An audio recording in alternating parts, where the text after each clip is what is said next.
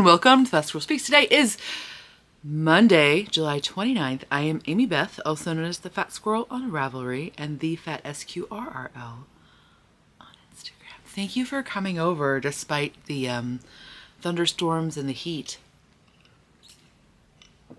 It's lovely to have you visit. Let's just do that right now. And since you came over during the thunderstorms and the heat, you might need these two things, which are my unpaid, unsanctioned endorsements for the summer. Did you get a mosquito bite on your way from the car to the house? You probably did, because apparently I have a mosquito nursery in my backyard. I have no standing water. My tomato plants are a jungle, and there's bamboo. Between those two things, apparently. So you may have gotten. Did you get bit by a mosquito? I'm so sorry. Maybe I should come to your house next time because this place is a mess. But if you did, do you remember, like almost exactly 5 years ago, I told you about this silly thing? It is the Bite Away pin, and I don't know who the manufacturer is. It is made in Germany. I do know that much, or at least it was when I bought it 5 years ago. And I bought it because, again, every time I go in my garden, if I don't take the time to put on a long sleeve sweater or shirt and long pants and gardening shoes, like to cover, like no ankles, and even gloves. And then the last time, so this week when I came home from SSK, my tomatoes really were insane. Like the trellising system I used this year did not work. It was a new thing I tried. It was not sufficient. And so my tomatoes had like grown, because like what tomatoes actually want to do is just grow along the ground. They do not want to grow upright. They want to grow along the ground. So mine, in fact, sorry, Gus is right there. He's being very cute. Mine were right there on the ground, and I had to go battle them and pick them up. And so I was out there for like a good 45 minutes to an hour, like trying to get them like untangled and trellised and like the whole thing. And I had long sleeves on, and I had gardening gloves on, and I had pants on, and I had boots on. But those sons of a guns bit me so many times on my ear that it looked like I had cauliflower ear. Where was I going with this?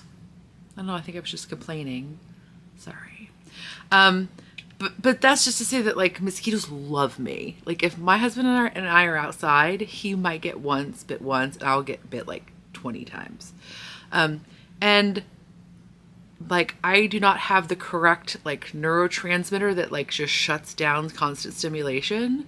So like low grade stimulation that is unending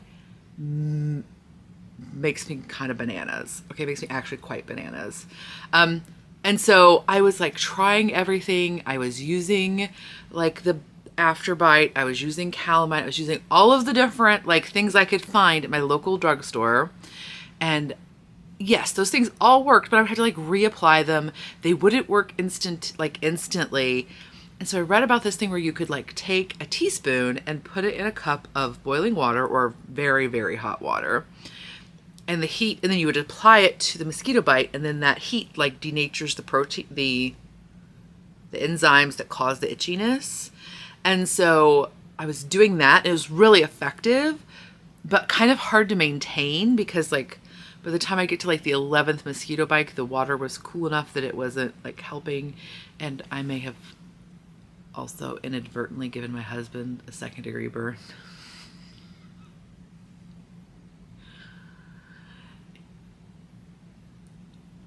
An accident, but anyway, it just pointed to the fact that like maybe something else would be a better solution.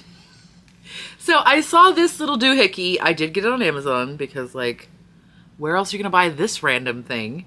And you can see like it's 5 years old, and I've used it so many times. Like there used to be an actual pin like with a little like foop for your pocket that has broken off. But it has two settings. It has like a shorter setting and a longer setting. So the shorter setting I think is supposed to be for children, but it could also be for like your more delicate skin. Like when I used it on my ear, I did use this lighter setting.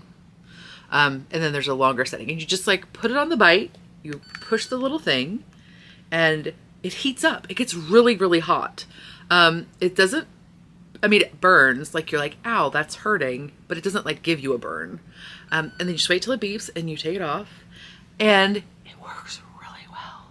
I've replaced the batteries a couple of times, but yeah, I highly recommend them, and they're a lot less expensive now than they were when I bought mine. Again, it's Bite Away. I'm not sponsored, but just like if you came over and you got eaten by mosquitoes, I'm really sorry. Again, we should go to your house next time. But this does really work. Now, I will say sometimes I have to use it a couple of times because like I think that usually means that it's a couple of bites, because sometimes my bites get like really, like the swollen area gets really big. And so I will have to do it a couple of times. But for me, it works really well. The only complaint I have about it is it's really hard to change the batteries. Now, I think I've only had to change the batteries twice, but it's not, at least again, when I bought mine 5 years ago, it's really hard to get this cappy thing off. And like, I think this is supposed to just like push down and like release, but it did not for mine. So again, that's Bite Away. It works really well for me. Your mileage may vary. And then the other thing is, if you come over and you know, you're a person of any age, this happens at all ages. But if you are having trouble with your feet swelling, I haven't had this trouble for quite a few years after I had my hysterectomy, but this summer it hit me again for some reason. When I have trouble with my feet swelling, when it gets really hot, or I think it was because maybe I was at SSK and I was like standing a little bit more than normal. Nettle tea works really well for me. I don't take any sort of like, I know that there are like diuretics you can take that I don't take one of those because again, it just kind of happens like periodically. But I, in the past, have bought stinging nettle, stinging nettle. You can buy it in like 8 ounces a pound, whatever. You could probably get it from your local,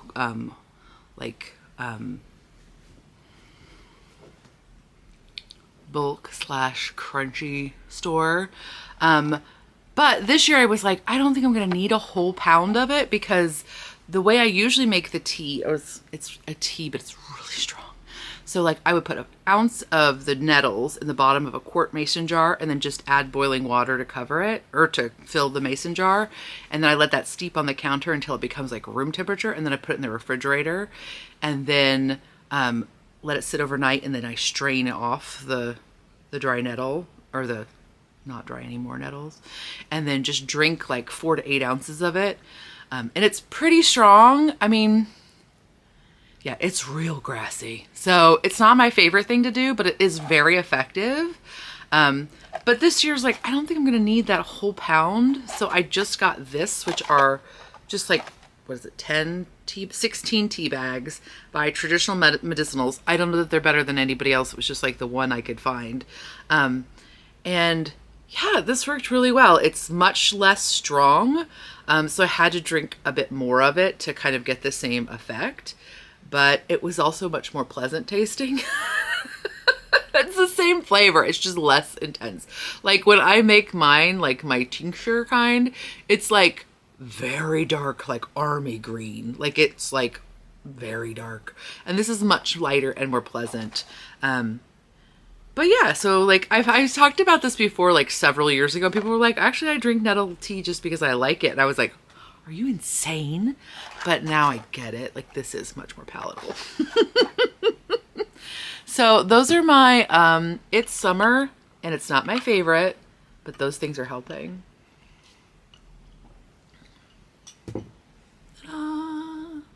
Now let's get into the actual podcast. So if you are a patron of the podcast, thank you. And also, do you hear all the other thank yous from all the other folks out there? Because if it weren't for you, I would not be doing this. Okay. And so I uploaded last week.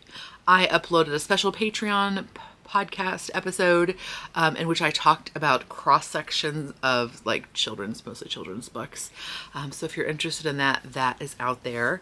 And then I'll be doing another one next month, I hope. But thank you so much for being a patron of the podcast. If you're interested in becoming a Patreon member, you can find more information at the links down below. I have a link tree and you can find out information there.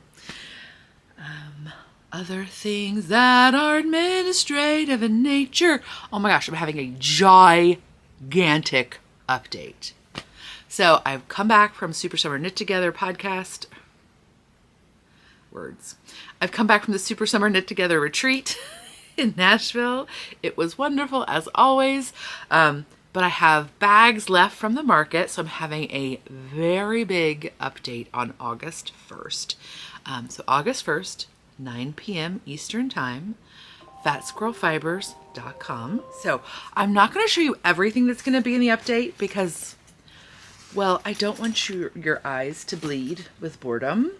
But I do want to show you a few things. Okay, so I'm going to show you my favorites, and then just know that there are even more because I didn't bring, for example, any of my really big bags. I don't know why I didn't do that, but I didn't. But anyway, there will be some in the update. I just, again, time and whatnots. Let me also change. It's getting dark. I think we're about to get some storm. So thank you for being patient as lighting changes and what have you. But so I have these really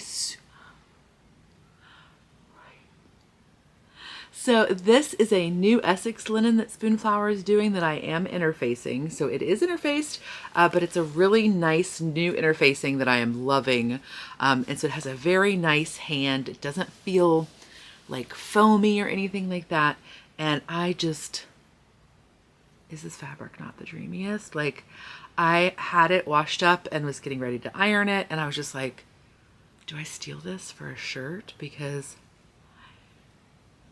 I might still make it happen. So I have these guys, and then I also have these super cute Converse that are at the same fabric base. And just like such a great, I mean, I wish they were kind of, well, never mind. They're lovely and I love them so much. It was like they're almost a Kamala bag, but not quite. So those are going to be there. And then I have, so in the large wedge size, so the rest of everything I'll show you is in my canvas, right? Yes, everything I show you will be in my denim. Excuse me, I said canvas. It will be in my denim. And so I have these, right? This like gorgeous quilt inspiration, but such a fun color palette. Like this tobacco that's currently my favorite. That might be slightly greener than tobacco, but like next to this like fun orangey coral. I mean, just like, so I have these guys, and I have this beautiful rainbow, and I have this like super fun wallpaper. I feel like this is like Mama's kitchen wallpaper. This is not the kitchen wallpaper. My Mama did not have kitchen wallpaper, but I feel like this has vibes. And then I have this really fun thing, which is a new thing for me. There are these like sort of like CGI embroideries, but like with the fun hearts, and it's like a great summery, bright, fun, candy-coated colorway. And then if you were at the SSK Market, I ran out of these, but I had a few that I didn't get sewn up at home. So I have some blue-footed boobies. And then I have other large wedge bag sizes as well, or fabrics as well. But then in my sweater size, I have this like fun, sweet, like garden allotment print, right? It's like summer edging into the fall with your harvest and your squashes. And then I've got this fun sort of like boho-y kind of color inspo with these like white tigers. No, totally not my thing. But wouldn't this be like the most fun wallpaper in your bathroom? Right? And then, how did this happen? I had these girls and nobody bought them. What? I had these overall girls and there were so many overalls at the Super Summer Knit Together. And yet these all came home with me. So I have a bunch to share with you. And then again, I have bigger bags. I have more of those. I have quite a few of more like mod prints. And yeah, it's just a really good update. It's always really fun to do these when I get home, even though it kind of stresses me out because there's so many listings to do. So that again will be August 1st, 9 p.m. Eastern, fatsquirrelfibers.com. And then I hope to have my Halloween update August 15th. I'm really hoping I get it done. But it'll either be August 15th or September 1st. We're really going to try for August 15th. So it'll either be August 15th or September 1st. And then I will have a fall update shortly thereafter. So if you haven't put it together, my updates are almost always either on the 1st or the 15th. They're always fatsquirrelfibers.com. They're always 9 p.m. Eastern. And so if you want to like get first picks, you can always set an alarm for the 1st and the 15th at 9 p.m. Eastern time. I don't always have an update, but you'll know because by 9:01 bags should be up. And usually they're up before that in preview mode. I just hit my teeth. It's the only bad thing about metal straws. So yeah, so that's the administrative. Okay, so let's get into it. What do I have to talk about? Oh my gosh, I did my business in the front. Did that. Good. I did that. Okay, so now it's talking about SSK. So I won't go into like deep detail because I don't want anybody to have like FOMO about things. But I do want to also say it was just a lovely time. So this is the 10th year I have attended and vended. Am I the vendor who's vended the most? Maybe? I don't know. But anyway, that's all to say. I had a lovely time, as always. So this year I got to do a little pool party before. I didn't do it. I got to participate in a little like swimming festivity before, which was really fun. It was super great to have a bunch of folks. I had several people tell me that they had not been in a swimsuit for a very long time or had not been in a pool for a very long time. So it was really fun to get to have that opportunity to hang out with some other knitters and splash about and chitty chat. So that was a delight. I really think that every summer event should involve pool parties. I'm just saying. It's delightful. Especially when you're not like making sure small children are drowning. And like you're not worried about like what people are thinking about you. I mean, you might be like this much worried, but you're not like this much worried like you usually are. It's just really fun. So that happened. And it was just, again, all around delightful. It's so wonderful. I had several people that came up and just had just such lovely things to say. And I really appreciate it. I've been doing the podcast for a really long time, and like, you know, life happens and things change and things, it goes, yeah, you know, things are a lot different. When I started, I had a little person that I was taking care of. And so like things were like kind of festive in that way. You know, and just like life changes and I change and you change and we change. And so it's really nice to have people let me know that I am still good company for them when they're looking for that. So that was really lovely, and I always appreciate people saying things. Almost everybody is like, "You're gonna think I'm really weird," and I'm like, "Dude, have you seen this thing?" Like, I kind of self-select for weird. Like, hi.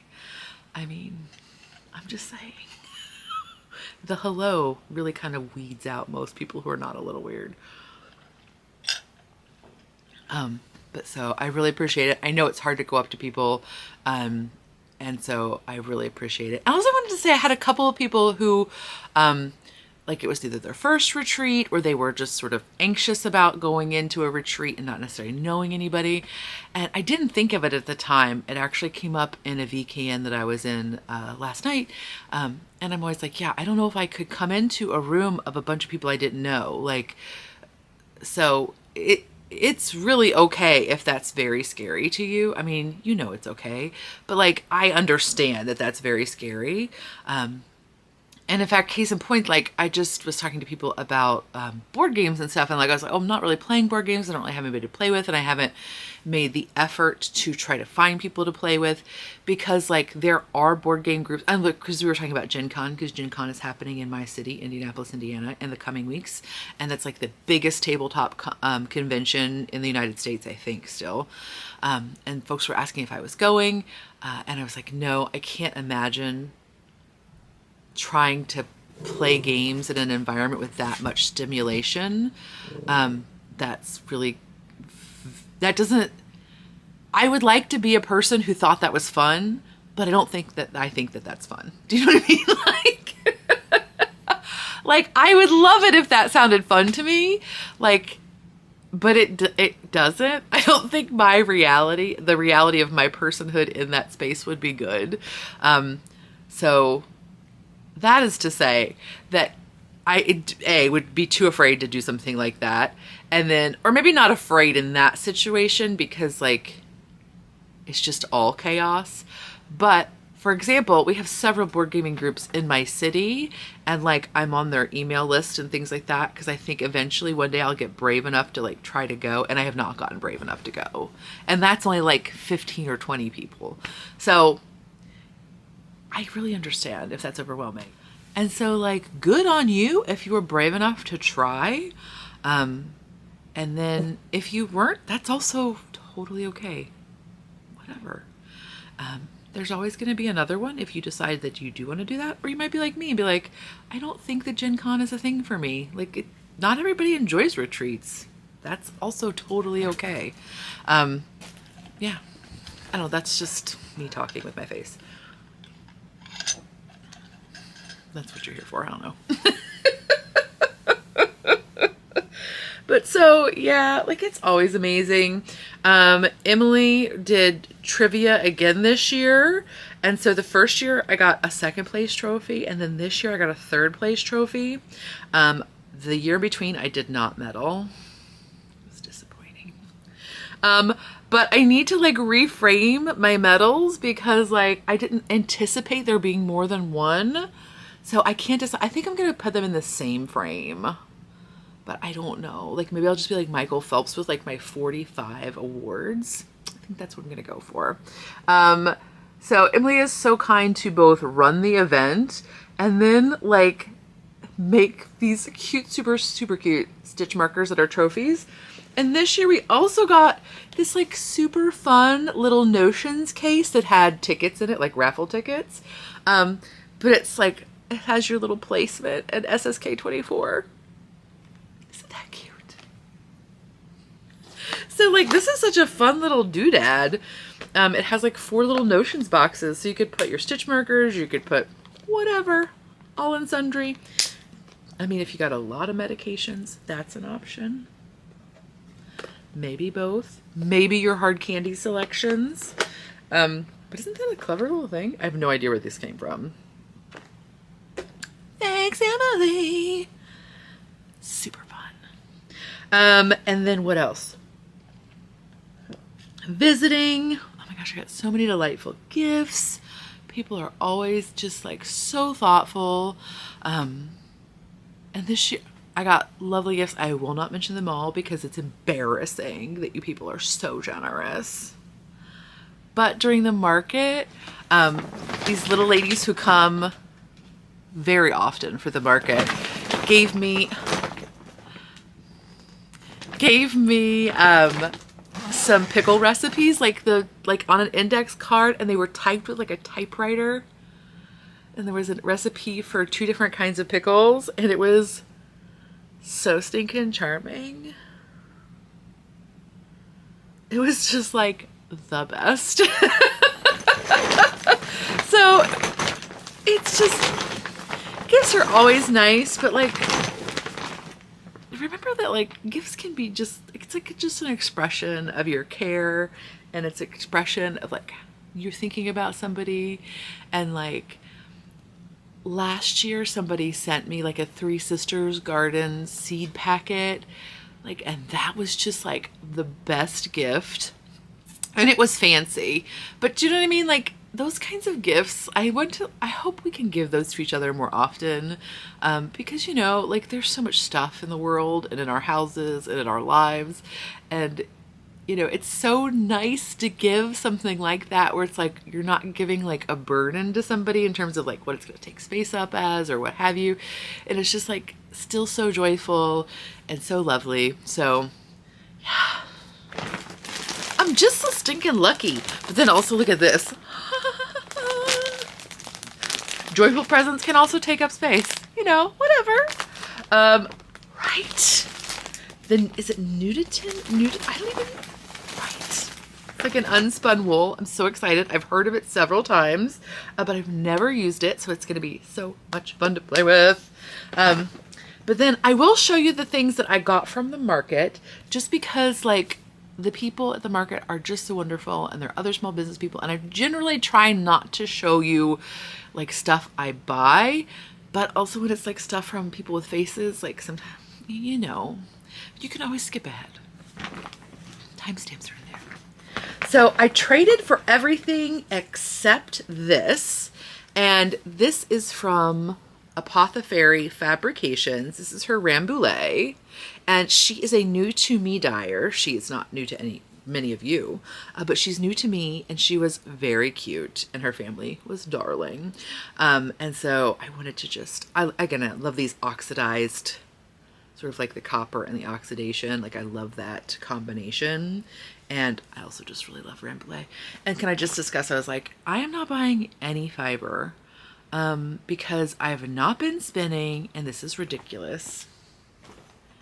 And then it's market day, and like your senses are overwhelmed, and you're kind of tired from like unpacking everything and unloading everything, and like people's faces are just so cute, and then you're just like, okay, I'll buy everything.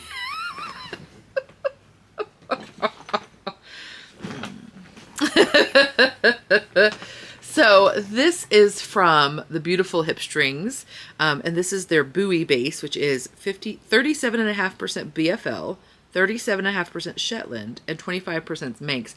And this is their Farmer's Market colorway and their their Haunted colorway.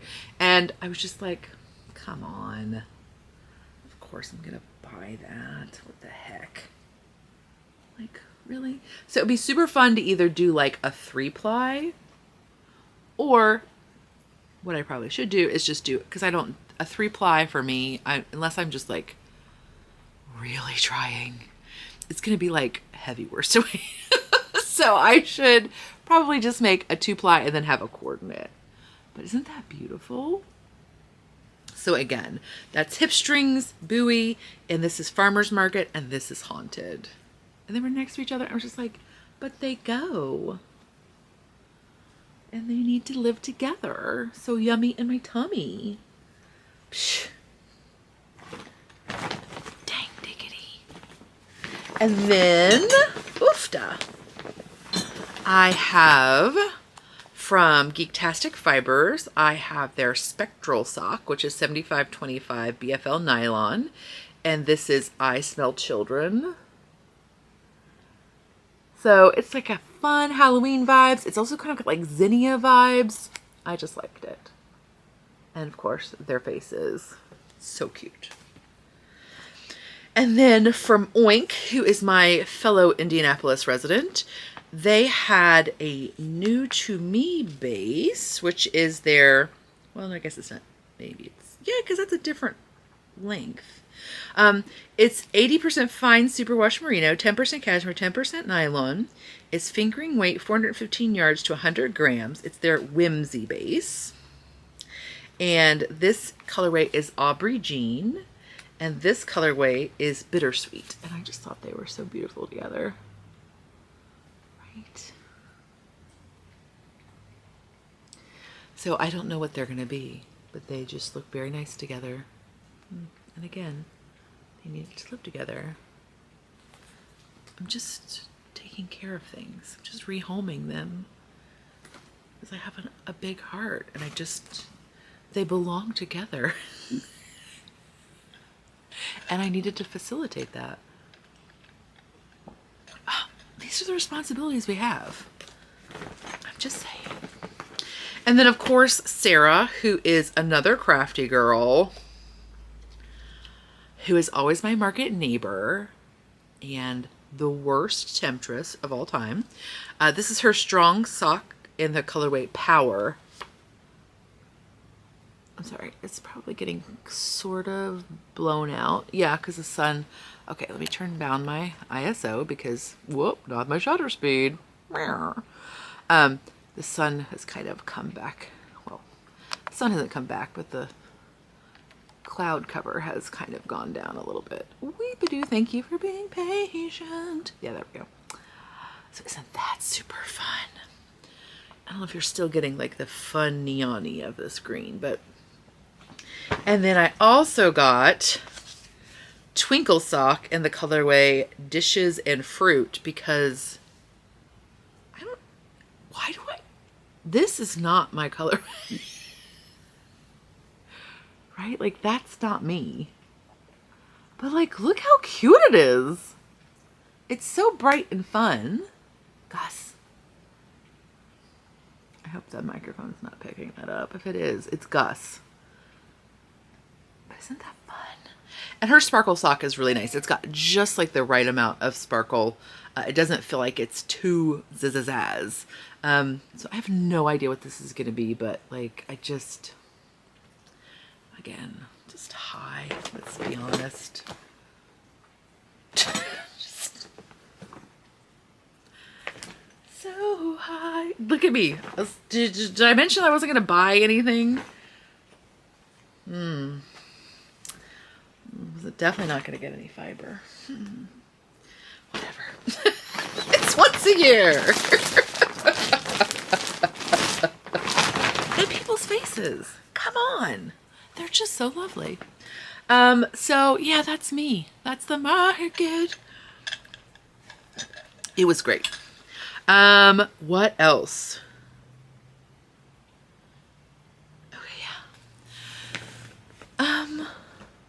So yeah, I guess the other thing I just wanted to say, the other thing that's really nice about getting to talk to people in that environment is, I don't know, there's some, maybe it's just like I think part of it's because I've gone so many years that I have sort of like a baseline sort of friendship with a lot of people that like we only see each other once a year. Maybe we send each other a message on Instagram or something one other time, but like we do only see each other, but we still have this like sort of like familiarity with each other, which helps with like that initial sort of small talky stuff. So it feels like lots of times the conversations I have with people are like sort of like next level, which is really enjoyable to me. Like, and that doesn't mean that I don't enjoy talking about like what you're knitting or what you're spinning or what silly thing happened to you when you like locked your roommate out of the bathroom. Like those are all still really enjoyable, but there are also these moments that happen that feel like they feel like a good grounding and broadening at the same time. Like, right. Like they help me to feel both grounded and then like open. So I feel anchored, but I feel like receptive. And so I'm always really thankful for those. And sometimes they happen from conversations and sometimes they just happen from observation. And maybe again, that's partly because I do not go out in the world all that often. And when I do, it's for things like grocery shopping or, you know what I mean? Like they're not sort of like, I don't have like a lot of like work, for example, I don't have like a lot of workplace interactions where I have coworkers that I sort of know on this like base level, but not. So maybe that's why it feels more impactful. But things like, I mean, I can remember when I went to one of Paula, who was knitting Pipeline, one of her retreats, and I saw somebody else who had the little like broken capillaries in their cheeks. And like, it's always been something that I've really, well, it was always something that I was really embarrassed about, which is interesting. Like, I don't even know that I really knew I was embarrassed. No, I knew I was embarrassed about them. I was self-conscious about them. And I saw somebody else who had them, and like I immediately felt this like lightning of like some weird shame that I had.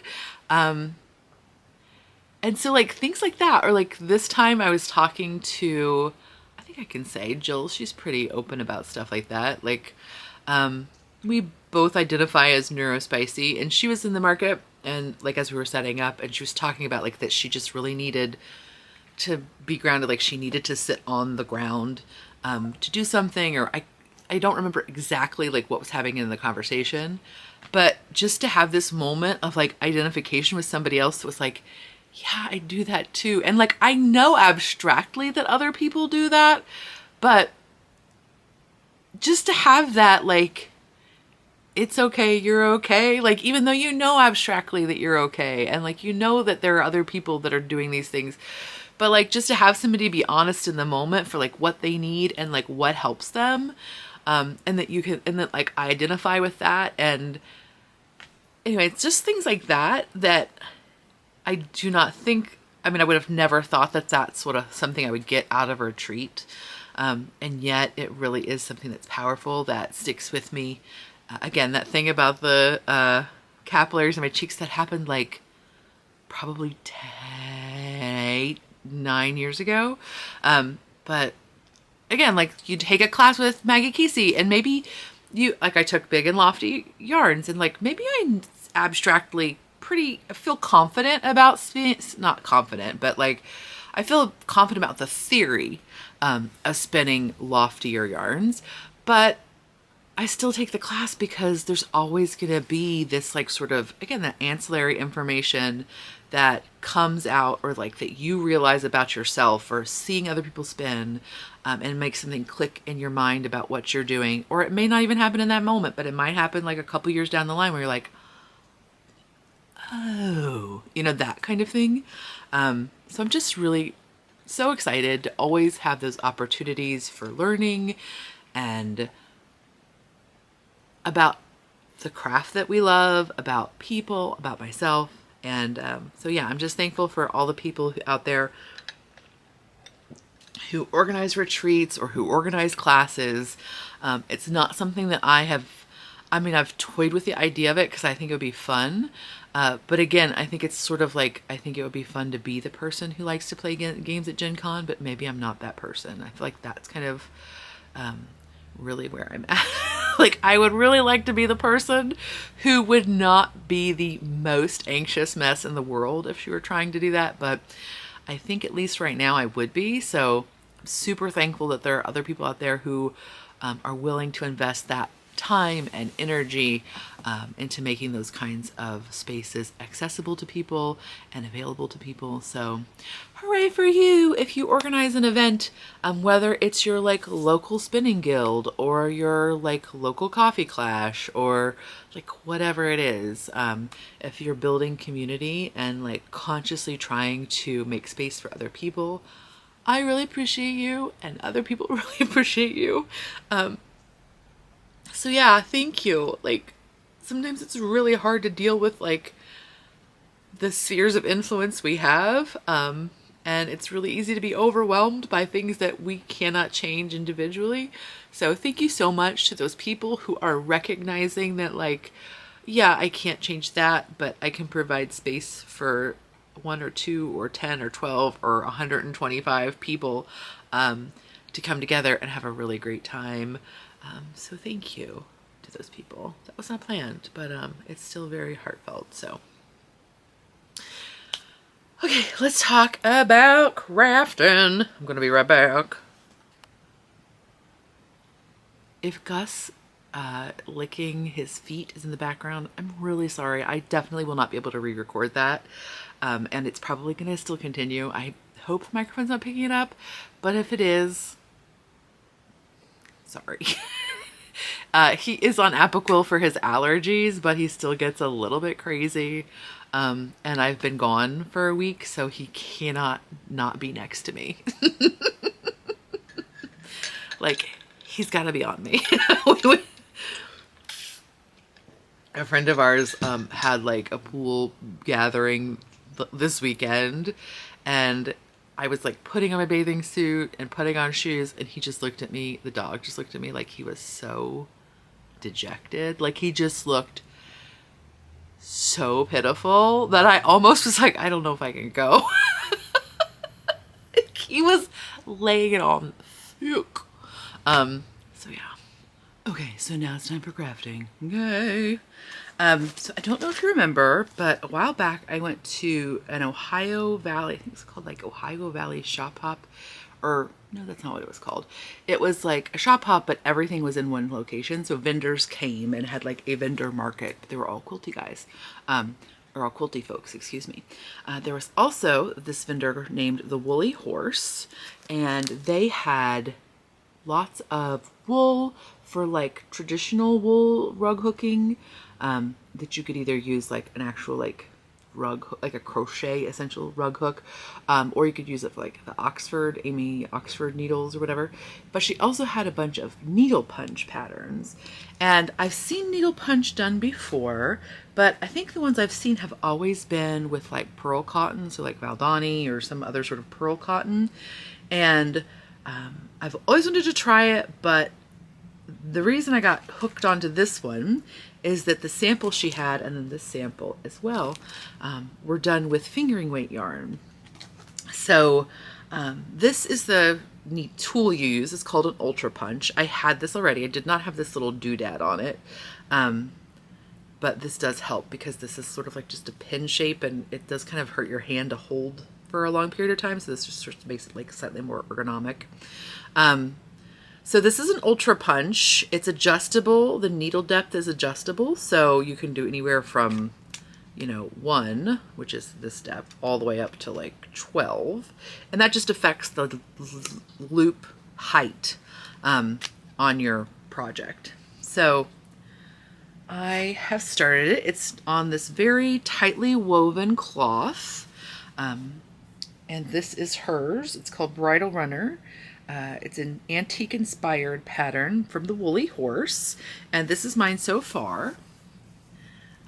So this is done with her fingering weight yarn, which is like a single ply merino that she dyed specifically for this project. So here are some of the mini skeins that I purchased. But I am also using some leftover Republica Unicornia yarn that I bought at last year's SSK market because it was just like the perfect, right? The perfect color. And I can't remember what this one is called now. But she does still dye it because I saw it on her website the other day. It's like Old Town or something like that. Sorry, I'm the worst. I tried to use a single ply Madeline Tosh, like Tosh Merino Light, and it was just like slightly too plump, but it also might have been that like it was right, like it was the very first yarn I tried, so maybe I could try it again and it would do better. This needle punch does come with 3 different needle gauges. There's a small, medium, and large, and so I'm using the medium for these fingering weight yarns. So I did go up to the large gauge to see if that would help with the slightly fluffier TML. But this cloth is so tightly woven that it felt like it was really hard to punch this cloth with the bigger gauge needle. So I don't know. More experimentation is required. Suddenly my hair is being really crazy to me. Okay, sorry. But so yeah, so this is mine so far. Of course, the design will get tighter as I punch in the background. And because I think I punched a little bit too densely, which means it's sort of like floofier. But still, I'm thinking as soon as I get the background punched in, it'll sort of help constrict the shapes and make them look more defined. And so it's pretty enjoyable. I started off just using a regular embroidery hoop because I actually the Woolly Thistle has, I think it's the first Saturday of the month, but you can find out more information on her website. She has like a craft day like that she hosts there. And so I just took the embroidery hoop there because it was more portable. But since I got home and since I had a little bit more working area that I was working on, I did sort of move to this sort of like frame that has these carding cloth grippers. And so you can use these frames for needlepunch, or you can use them for rug hooking or whatever. But I have been using that as I've worked on it more. You can use embroidery hoops. It just kind of gets difficult as you get like the thickness of these into the hoop. It's a little bit more tedious to try to work with. I think you would need to use like a quilting hoop, which has bigger depth and like has more room between the inside and the outside hoop. I mean, that's adjustable, but of course, but you know what I mean? It has more room to grip. Or you can use these guys, and you can make them with like carding cloth that you can buy.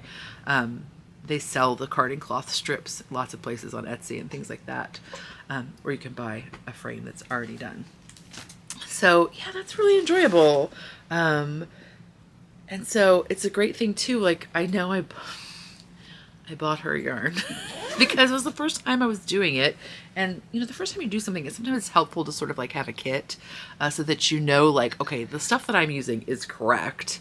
And I just need to work on my own technique versus being like, is it something wrong with like the yarn I'm using or the fabric I'm using? So, or is like the size of the pattern too small, you know, what have you. So that's that. Sorry, I'm discombobulated. And then I will go on to cross stitch / needlepoint. It's not a slash. Needlepoint. So a while back I showed you that I purchased this kit. And it's from Denmark. This is, I guess it's Bulldyer. I don't know. I don't speak the things. And the website that I purchased it from was all... They did not have an English option at the time, but they were so lovely, and they sent a note in English saying that they hoped everything got there okay, which was so cute. But I had seen these. There's some really cute ones that this company does, and one of them is like super colorful. They very much feel like quilt inspired, but one of them is like very colorful. But I couldn't help it. I really liked this color combination and the sort of like quilty vibes. So I worked on that quite a bit at SSK. Oh gosh, that looks good on the camera. When I went, I had one green stripe done and like maybe half of a white, but I did all the other at SSK and then a little bit when I came home. Doesn't that look good? Right? And so I have one more sort of like, there's one more of these over here and then another. So like this is the dead middle and it's just symmetry over there. So yeah. And I kind of like, I can't decide how I feel about doing this stitching. Because this, for one thing, you don't really see this needlepoint canvas in the United States. This is like double weave instead of single weave. And it's sort of like stitching on linen where you can opt into doing like, you know, this is like 10 stitches to the inch and you can opt into doing it like 20. Like, but you can also just do it like a stitching over 2 like you would with linen. So I can't decide how I feel about the actual stitching process because to make and these are all cross stitches. So lots of times needlepoint is like the majority of needlepoint is sort of like the 10th stitch, which is sort of like half a cross stitch. And of course there are more of them, but that's kind of like the foundational stitch. But this is cross stitches. And so I don't love the process of doing the cross stitching with like on the needlepoint canvas with the yarn, because when I'm cross stitching, I like to do like a sewing motion where I kind of go parallel to the fabric. And this, you can do that, but to make the stitches look nice, you have to go like perpendicular to the thing, which is like more tedious because you can't just keep your hand on one side of the canvas. You're constantly kind of going back and forth. But I did discover as I was working that I could sort of work the bottom of the cross stitch. So like the first diagonal, I could work it in a sewing motion as long as I went over it, did the other diagonal with more of the perpendicular motion. And so that has made it a little bit more pleasant because it kind of goes a little bit faster. And I know that there are like, you can get like embroidery hoops that have, they're sort of like a stand so that you can just work with one hand on each side, which I think that would be pleasant, but I'm not willing to invest in one of those yet. But I do really like this wool, and I do really like the finished product. So, and I did find myself picking it up more in the evenings because it's a regular pattern, and so you don't have to, you need to look at the pattern, maybe just to be like, okay, or you can look at the pattern, but I mean, essentially it's all right there. And so it becomes like sort of just very regular and rhythmic. You don't have to do counting. So I did find myself picking it up more in the evenings, which is not typically when I do my stitching, but because it's bigger, you don't have to have as much light to work on it. So yeah, and here's just so you can see the colors individually. And I was just so excited when I got the kit because it has this just like wonderful woolen spun yarn. So exciting. And I was afraid that it would be delicate as you're stitching, because, you know, it's like a lot of abrasion to go in and out of those, you know, the needlepoint canvas. And you're not pulling hard on it, but you're pulling it taut. And I thought, oh gosh, is this going to be fiddly and break all the time? I've not had, knock on wood, I've not had one of them break. So I'm excited to try it with some just like yarn scraps I have. That's, again, one of the reasons I wanted to get this kit, was just experiment with something that I knew would work, and then go off and play with some things that are more experimental for me, because I think it would just be a really fun way to use up some scrap yarns, or maybe like have like memento yarns. Do you know what I mean? Like you've made something for, let's say, like a family member's baby, and you have a little scrap left over, and you kind of like to keep it like as a memory, sort of like, you know, like those quilts that were made out of like children's clothing and stuff like that, like somewhat like that. But yeah, and the kit does come, I didn't mention this, the kit does come with like the backing fabric and the lining fabric, and it comes with a zipper as well. So it's a complete kit. I mean, it did come with a needle and thread, but it did come, I think, with the needle for the tapestry needle, I'm pretty sure. But yeah, so that's been very pleasant. And it's funny, like that sat forever because, you know, when you don't work on something, you don't make any progress on it. I mean, I've been crafting for a long time and I still forget this pretty regularly.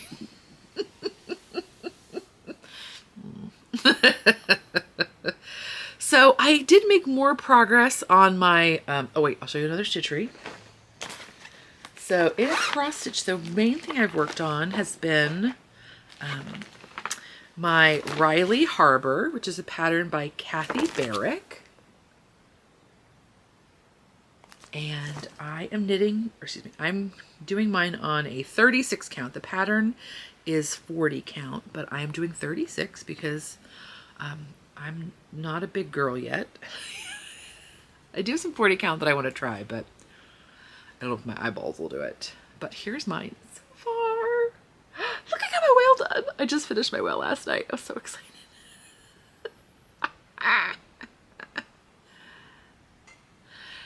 So I am using a combination of the called for NPI silks and also some soie d'Alger because I started it.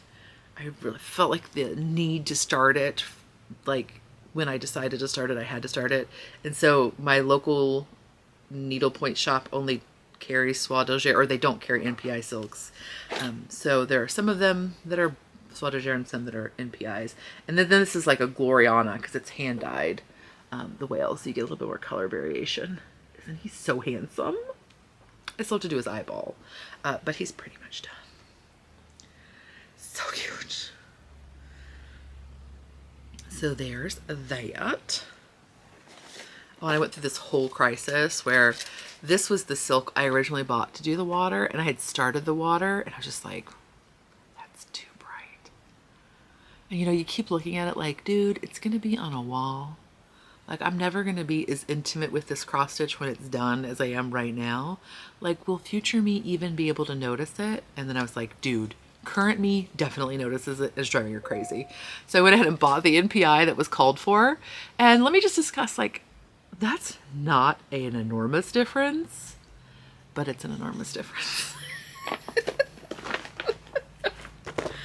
I really made a big difference to my brain. I was like, oh, that's so much better. It's too loud before. So I did make more progress on my Nexus cardigan that I showed you last time. And it's enjoyable, but I'm still working on the like color work stripe that goes from cuff to cuff. It sort of just looks exactly the same as it did last time. But I did start a new pattern or a new sweater, and here it is. We didn't talk about it yet, right? I don't think we talked about it yet.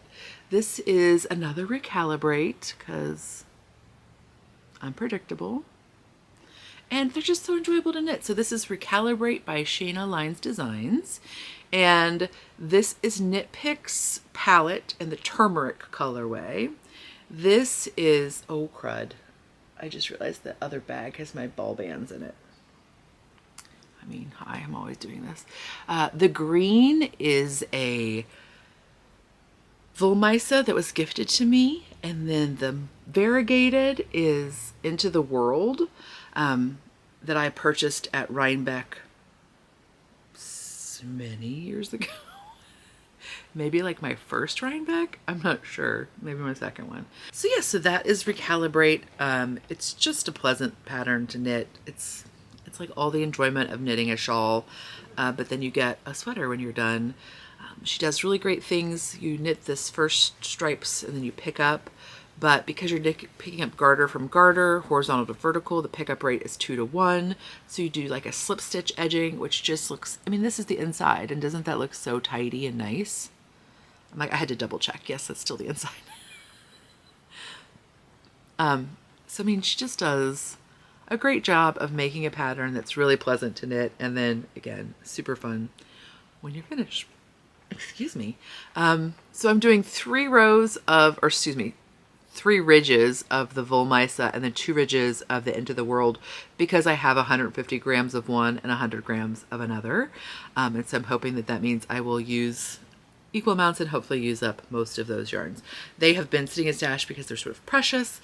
And then I purchased this turmeric as just an experiment. And then I was like, oh, I think those like want to be together. I am enjoying that. So yeah, so we'll see how that goes. I worked a little bit on that. I didn't really do much knitting at SSK. I worked on my needlepoint quite a lot, but I just sort of enjoyed myself and chatted and hung out. I did, however, do some spinning. Is it possible, you say? And I say, yes. Yes, it is. I finished 2 bobbins. So the first bobbin I finished was fiber from Eureka Dye Works, and I apologize, this is kind of like it doesn't give you a good idea of the good color variegation because there's some more purples and a lot more reds in there. But this fiber is from Eureka Dye Works, and it has been very pleasant to spin. It has, however, been on my Ladybug for like 8 months, which is obscene. But I finished it, and then I got finished and I was like, wait, I didn't bring the other. I have another 4 ounces to spin, but I was like, when I was packing, I was like, I'm never gonna finish it, and then I did. So I have that to spin still, but in the meantime, since I was like, dude, I gotta strike while this iron is hot, I also spun up my goodie bag fiber. So this is Kim Dye's yarn. And this is her 80% climate beneficial Rambouillet Tussa silk. The colorway is Still Life. And this is sort of what it looks like as top. And then I spun this 4 ounces, again on my Ladybug. And I have like 3 ounces left to do. 3.5 ounces, I can't remember. So that is, will I have actual finished spinning to show you? Let's not get ahead of ourselves, but what I really need to do is not, like, after SSK last year, I was so inspired and I came home and I was like, oh my gosh, I want to spin this 8 ounces of Cormo that I bought from a farmer here in Indiana, and then 8 ounces of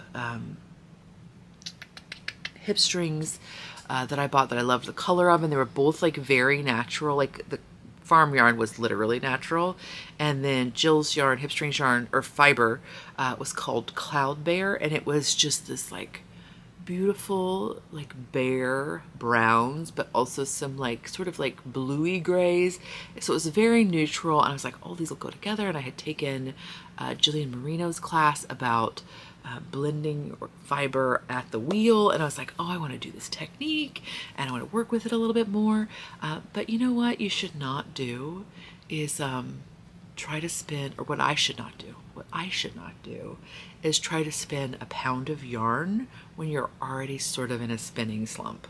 And also you're trying to do a new technique that you're not particularly good at because of you went crazy and went off book, right? Like I tried to blend a very rustic farm roving with a combed top.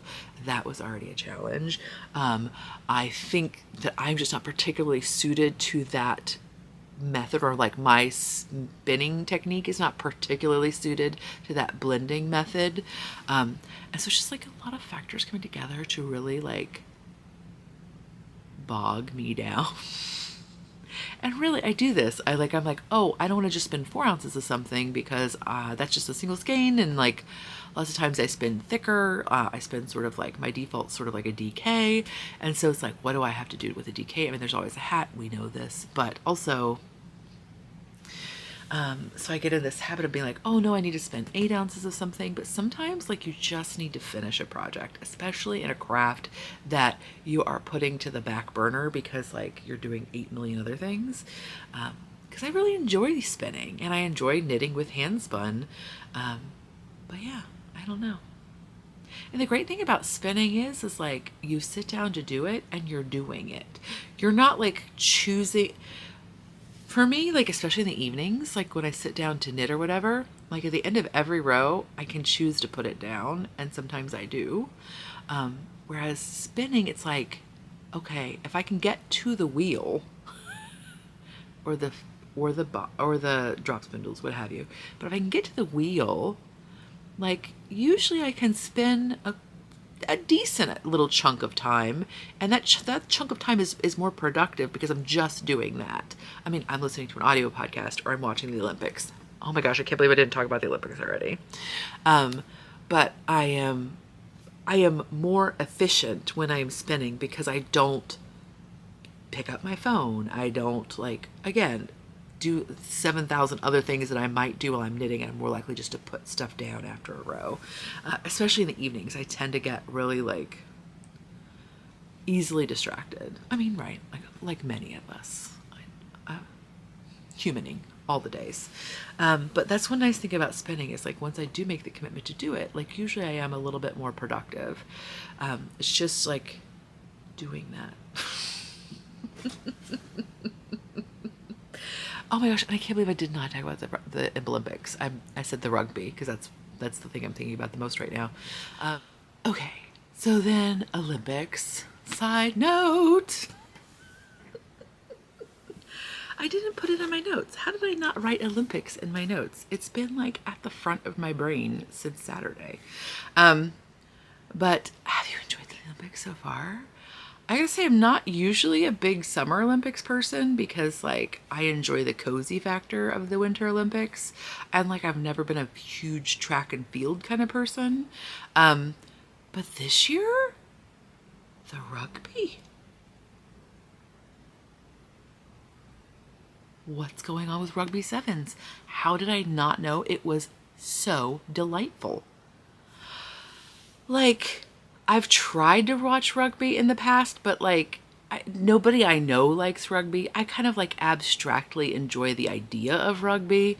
But like I just never, I was like, I would try to get into it, but never just really get into it. And I mean like never at all get into it. But the other day I was thinking, like it's been a few weeks ago, I was like, I could start to watch. I could be a rugby fan now. Like now that there's like streaming services and like I could have access to that information. I was like, why hasn't it occurred to me that I should be watching women's rugby? Women's rugby especially. It feels like men's rugby is just like big men running into each other, which I feel like I have enough of in the world. Not that I haven't watched the rugby sevens for men. I did really enjoy it. But the main thing I was like, oh, women's rugby, that's really fun. But I was still like, I don't know. I still thought the matches were like, 2 hours long or whatever. No. Rugby sevens is 2 7-minute halves. And there's only 7 people on a team, and they're still on like a giant rugby pitch.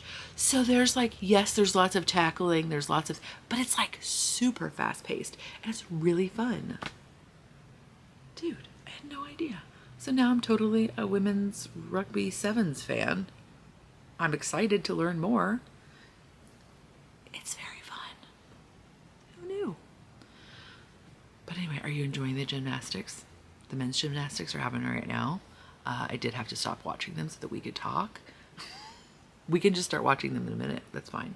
But that's been enjoyable. I tried to watch the equestrian. I can't do it. The mountain biking was fun because it was like cross-country mountain biking. Dude, those people are going up hills for like an hour and a half. How is that even possible? I see like 1-2% grade on my bike in the future, and I'm like, oh, you're like going. It's like I didn't even know there was a hill here until I rode a bike up it, and now I know that there's a hill. Like that's the like the fact that these people are like going up dirt track. Like navigating obstacles. I can't even imagine how to navigate the obstacles. The only thing I understand is how to go up a hill. And I'm just like, dude, props. That's fascinating. Also the kayaking slalom. What the heck? That's fascinating. So anyway, I hope you're enjoying it. And if you're not, I hope you're enjoying whatever you're enjoying. I hope you enjoyed this. Thanks for visiting. Thanks for hanging out for so long. Yeah, I'll talk to you next time. Bye. I don't know.